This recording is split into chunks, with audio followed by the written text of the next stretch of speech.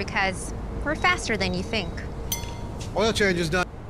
As Jujutsu Kaisen Season 2 is now airing, I figured that this would be a better time than ever to explore Suguru Ghetto.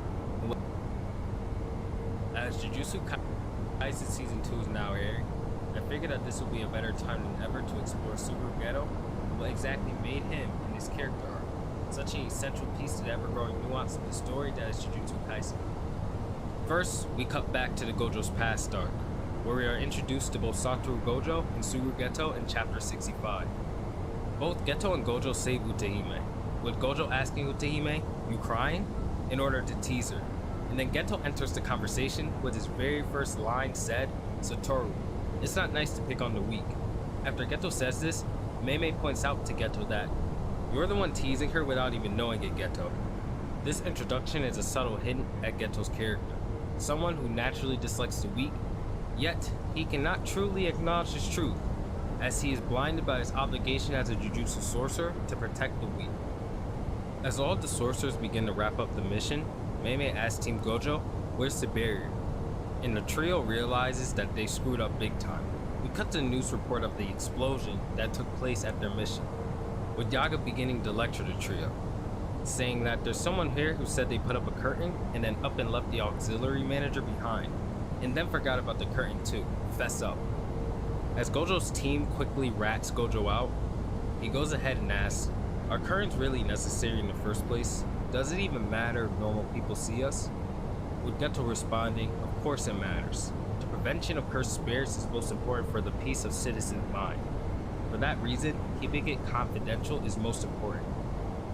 Not only that, and then he is cut off by Gojo. Judging by this interaction between the two, we can see that Geto in this instance is very by the book, and that they may have had this conversation about this topic many times before this, as Gojo seems to cut him off as he already knows what Geto's about to say. What this conversation does is establish that Geto is the level-headed and ethically just counterpart to his reckless and selfish counterpart, Satoru Gojo. Shortly after this conversation, Suguru and Satoru are both tasked with escorting the star plasma vessel, Riko Amanai to Tengen, in order for Tengen to assimilate her, which will in turn maintain the barriers that protect society from the cursed spirits. Amanai was eventually assassinated by Toji Fushiguro in the Star Vessel Association, and due to this, Gojo and Suguru were emotionally distraught. After Gojo defeats Toji and they carry Rika's corpse out of the chamber, Gojo asks Suguru, "Should we kill these guys? If we do it now, I probably won't feel a single thing." To which Geto responds saying, "Nah, there's no meaning in that." Gojo then responds to Suguru saying, "Meaning? Is that really necessary?" And then Suguru answers saying, "Yes, it's very important, especially for shamans." At this moment, Suguru was able to retain his composure and convince Gojo to not massacre the cultists for no reason, despite this moment arguably being one of, if not the most frustrating he's come across until then. Although they defeated Toji Fushiguro, they still suffered such a heavy defeat at the hands of these cultists.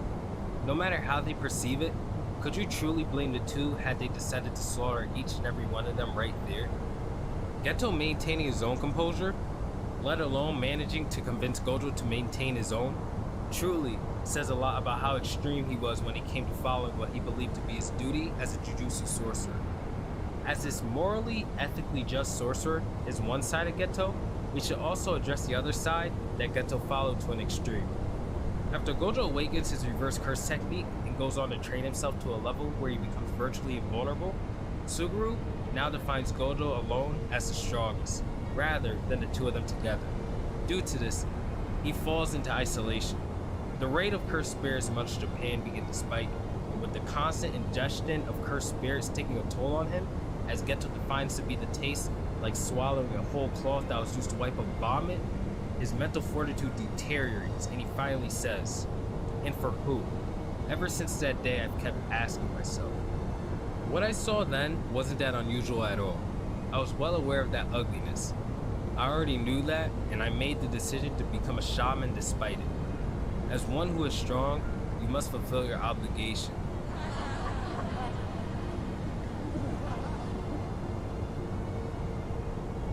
Fucking monkeys. At Suguru's breaking point, he confirms to the audience that he's always been aware of his true feelings towards non-sorcerers, yet still decided to protect them despite that. Suguru suffered immensely, time and time again, to protect those who mocked him at his highest point of grief. And maybe the only thing keeping him from slaughtering those humans at that time was the presence of Gojo, in the same way that Geto's presence kept Gojo from doing the same. Now that Geto was always in isolation due to him and Gojo being on levels of their own, Geto had nobody to keep him grounded, which accelerates his downward spiral. This moment can also be seen as a metaphor for Suguru struggling to consume his own doubts about the world around him, and how the world expects Geto to just stomach the pain he suffers and move on with it. As this moment was the moment we finally learned what Geto tastes when consuming a cursed spirit, I'm sure that Gege didn't include this for no reason. You can also see these negative feelings of Suguru heavily represented in the first ending of the second season. Whereas Gojo puts up an umbrella to shield himself from the rain, Geto allows it to fall on them, which is most likely a representation of their coping mechanisms after the hidden inventory arc. And the two fish resembling the actions that both Gojo and Geto take despite their disdain towards their duty. Which Gojo going around the loop that is the hidden inventory arc, and coming out still duty driven and on the path of hope. Whereas Geto changes completely and becomes permanently damaged due to the trauma, such as the fish was, embarking on the journey of despair. As the ending goes on, you see the misery of Suguru littered all throughout it. From how he waves goodbye without showing his face, how we can see that Geto and Shoko smiles on their goodbye shots, and how Geto never smiles, even when they all take their picture together as a team. I also think that it's important to point out that the only time we see Suguru smiling in this entire ending is when he is surrounded by all of his fellow first and second years, most notably Yu Haibara. I genuinely believe that this was a reference to how Haibara's death was the pinnacle turning point in Geto's downward spiral into madness, as Haibara was quite literally a shining beacon of joy for all those around him, and was the only one to possibly make Geto consider his hatred of protecting humanity. This third ending does a very good job at conveying Geto's true feelings, and adds a lot to how his inner struggles may have been wearing him out throughout the days. Something also interesting to point out is that both Gojo and Geto had polarizing coping mechanisms to what Toji did to the both of them. Whereas Gojo decided to push himself and train harder than he ever has in order to grow into the ultimate sorcerer to prevent such a failure from ever occurring in the future again, Geto slowly lost the will to continue on this path due to being focused on the past. These two coping mechanisms are what truly separated the both of them, and they also serve as a cautionary tale. For those focused on the future will only move forward, and those who are focused on the past will only move backwards. Later on in this arc, we see Geto interact with Yu Haibara, and how Yu Haibara represents the good of being a sorcerer, reminding Geto of what he still has at that very moment. But since hope was not the path that Geto decided to embark on, we won't get into this conversation much. After Yu Haibara comes Yuki Tsukuma, another special grade sorcerer. She confides in him about her goals, stating that she wants to create a world where no cursed spirits exist. She explains to Geto that cursed spirits are created and formed from the excess cursed energy that leaks from normal humans. And due to this, there are two ways of creating a world where cursed spirits are no longer created. The first way would be to make humanity lose all of their cursed energy. And the second way would be able to make humanity control their cursed energy. Yuki goes on to point out that if all of humanity were shamans, no curses would be born, which causes him to have an epiphany and remember the faces of those who mocked Riko's death. And then he says, then we should just kill all non-shamans.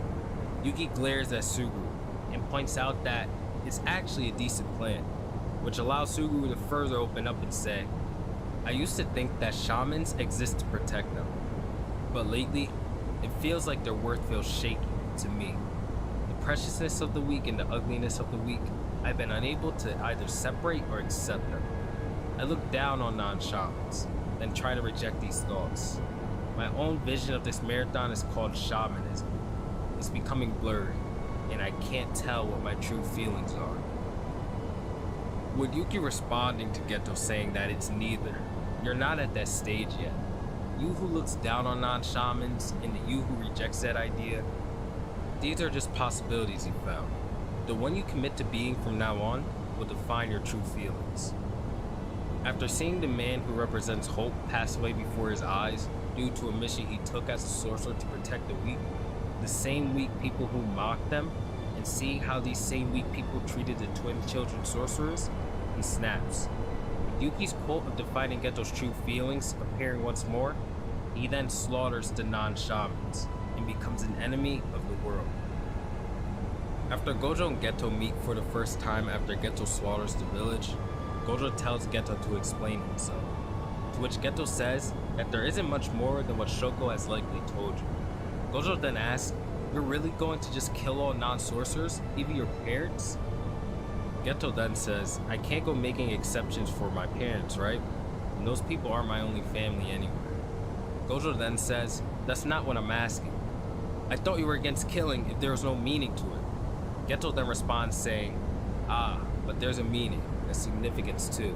There's even a purpose to it." Gojo then says, "No there isn't. You want to make a world of shamans by killing every non-shaman?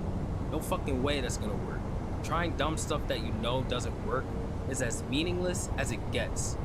Geto then says, "That's pretty arrogant. It's possible for you, right, Satoru? If it's possible for you, can you really go around telling people that it's impossible? Are you the strongest because you're Gojo Satoru, or are you Gojo Satoru because you are the strongest? If I could become you, then even this foolish idea would be perfectly plausible, don't you think? I've decided how I want to live, so now I'll just do what I can for the sake of it. And kill me if you want. There's a meaning to that." There are a couple of things to be taken out of this meeting with Gojo. First, it displays the progression of the Geto that was able to remain vigilant to his duty after the crushing defeat suffered at the hands of the non-sorcerers, all the way to the Geto we see here. As the former was the one who told Gojo to not kill the non-sorcerers because there was no meaning in the first place, whereas the Geto we see here has decided to kill all non-sorcerers because he has finally found a reason to do so due to Yuki's influence. This reason only seeming to be nonsensical and insane to Satoru due to Suguru's lack of power. He makes it clear to Gojo that it only seems impossible because it's himself making the statement rather than Gojo. Because if Gojo stated he wanted to eradicate all non-sorcerers, would it seem to be such a crazy goal to achieve for him? Who would stop Satoru Gojo in the event he went mad and decided to slaughter all non-sorcerers? The only person with a relative chance in this instance is Yuki Tsukumo, and even that would be an insanely hard-fought fight, as we don't know what Gojo's capable of in this moment. After this, Geto then asks the million-dollar question. Are you the strongest because of the person that you are, or are you the person that you are because you are the strongest? First and foremost, Geto asking Gojo this was a very low blow. Gojo and Geto were so close because Geto understood Gojo before he understood all of the unimportant things such as his heritage and strength. To Geto, Gojo was not the Satoru Gojo, but just a friend, and someone he understood beyond his abilities. Suguru also being an outlier child to non-sorcerers who became as strong as Gojo also makes him very special. So he was more likely than anybody else that he'd be able to see Gojo as a normal person like the rest. When Geto says this, he questions both Gojo's identity and sense of self, something that must have shattered Gojo. Another way to interpret this interaction is to bring up how Gojo used to think of non-sorcerers, saying that they weren't worth protecting, and the Gojo now, who questions Geto's decision to eradicate all of them. In this instance, Gojo is being a hypocrite, but since Gojo is the strongest there is, who can tell him that he's wrong? So Geto asks a question regarding Gojo's strength and identity, in order to truly ask, do you think you're correct because you have the power to stop me, or do you believe you're correct because you are truly morally correct in this instance? Do you make your decisions off of who you are as a person, or do you make your decisions based off the fact that you can do whatever you want and believe whatever you want because you're the strongest, which could be another attack on Gojo's identity. Moving past this, something I want to bring up here is that why did Suguru choose to define his feelings with slaughtering the non-shamans rather than doing literally anything else? Why did he always choose absolute eradication as the alternative to absolute protection when speaking about non-shamans? How can one struggle so much between these two answers, yet make no effort to create a middle ground? I firmly believe that this is due to a combination of both Geto's self-affirmation and Suguru being a man who could not find himself between his duty and emotions, and in a way, his paradoxical choice of eliminating all cursed spirits by eliminating all non-sorcerers represents this. As Geto was someone who took both his duty and hatred to the extreme, I believe that they are both the core concept of himself. And if they weren't, he wouldn't have fallen into madness due to his conflict between the two. Despite the extreme difference between the Geto who followed his duty and the one who followed his emotion, there is a strong similarity between the two, and this is the self-affirmation that lies within both. Geto even brings this trait up himself, as he states in Chapter 4 of Jujutsu Kaisen 0, how selfish, but it's self-affirmation. After all, there's nothing more important in life. No matter which Geto we see in this story, he had always remained someone who prioritized his self-affirmation, to a point where his self-affirmation and his duty led up to him ignoring himself in his most traumatic moments, and to another point, where his self-affirmation and his emotions led up to him challenging the entire world, eventually leading to his death. In most moments we have seen Geto, he was driven by this core trait. This trait he deems to be the most important in life. When Geto was traumatized by the non-shamans who mocked Riko's death, he came to realize that protecting these people, their value, is not as important as it first seemed to him. This clash between both his duty and emotion slowly wore him down, up until a point where he was unlucky enough to come across Yuki Tsukumo, who gave Geto a way to save the world without having to protect the non-sorcerers he began to hate so much, and even reinforcing Geto's hate for them. After this, Geto was then able to snuff out the duty-driven side of himself and to affirm to himself that following his emotions could potentially be the correct way to go. Maybe the protection of all non-sorcerers is not the absolute answer like his duty once had him believe. Yuki showing Geto that there could be value in the alternative extreme of the absolute protection of the weak plays a role into why the moment that the next time Geto meets another non-sorcerer, he slaughters them. After this, he becomes no more than delirious off of self-affirmation, slaughtering non-sorcerers at his own whim and even becoming a religious leader. A man who claimed he would save the world by eradicating every non-sorcerer on it, and the same man who once claimed that all sorcerers must protect non-sorcerers no matter what. In the end, I don't believe that Suguru would ever be happy no matter how his life went. He was pulled apart by two extremes that made him absolutely miserable. The self-righteous, duty-driven Suguru and the maniacal, emotionally driven Suguru were always the same person. And these two extremes pulled him apart and slowly drove him into a downward spiral the very moment he was isolated from his best friends. And finally, Yuki's reinforcement of Geto's belief in the total annihilation of non-sorcerers being the final push. Geto's life wasn't in vain though. As Gojo came to understand Geto's isolation and his suffering, he made a promise to himself.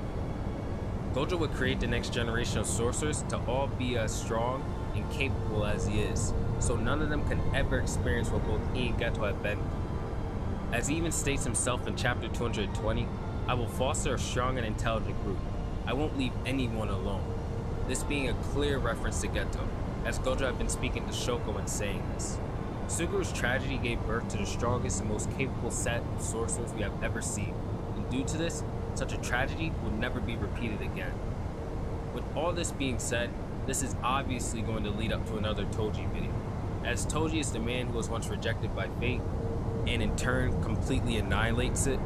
This ability to destroy fate plays a gigantic role in Geto's development, but that deserves a video itself. I also want to use Geto's story as one to say this. If you find yourself in isolation, try your hardest to get out of it. The negativity that is able to have a grasp on you can be very overwhelming. Reach out to friends, family, or whoever, and just interact with others if you ever find yourself in these type of ruts. If you took the time to watch this, thank you so much. It's genuinely appreciated. Consider liking, subscribing to show me whether or not you guys enjoy content such as this. Thanks, and have an amazing day. Peace.